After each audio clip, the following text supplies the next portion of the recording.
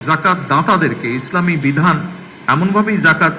বিধানে এমনভাবেই জাকাত বন্টন উৎসাহিত করে যাতে একজন জাকাত গ্রহীতা প্রথম বছর জাকাত গ্রহণ করার পরের বছর আর জাকাত গ্রহণ করা যেন না লাগে, না প্রয়োজন হয়। বিশেষজ্ঞগণ বলছেন, পরিকল্পিতভাবে জাকাত বন্টন করা গেলে দারিদ্র্য বিমোচনে জাকাত একটি যুগান্তকারী ভূমিকা পালন করতে পারে বাংলাদেশের দারিদ্র্য বিমোচনে।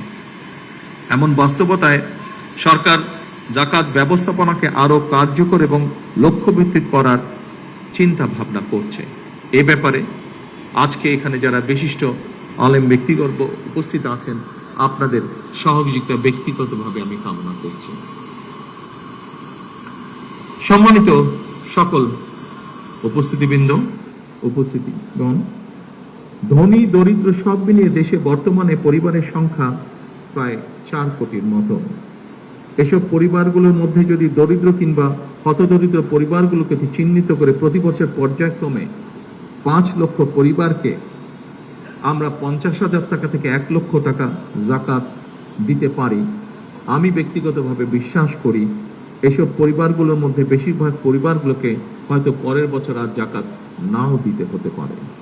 লক্ষ্যভিত্তিক এবং সুনির্দিষ্ট পরিকল্পনার মাধ্যমে যদি জাকাত দেওয়া সম্ভব হয়, তাহলে 10 থেকে 15 বছরের মধ্যে শুধুমাত্র জাকাত ব্যবস্থাপনার মাধ্যমেই দেশের বহুলাংশে দারিদ্র্য বিমোচনে সম্ভব, বা দারিদ্র্য বিমোচন যে কর্মসূচি আছে সেটিকে বাস্তবায়ন করা সম্ভব।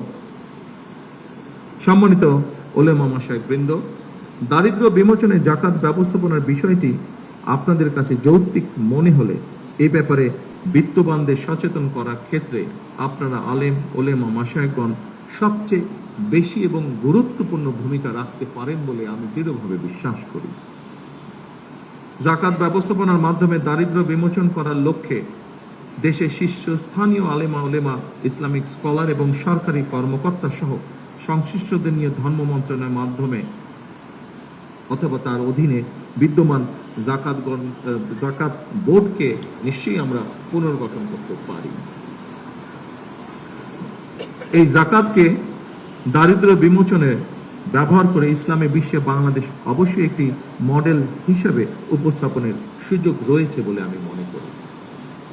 সম্মানিত ওলেমা মাশায়েখ এবং আমার এতিম বন্ধুরা, পবিত্র ইফতার সামনে রেখে আমি আমার এই বক্তব্যকে আর দীর্ঘায়িত করতে চাই না।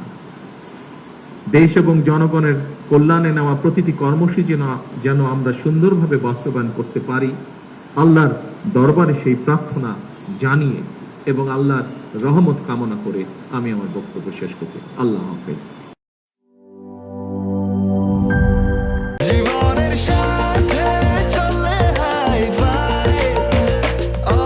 স্বাস্থ্যকর অল টাইম, সব সময় অল টাইম হেলদি লাইফ।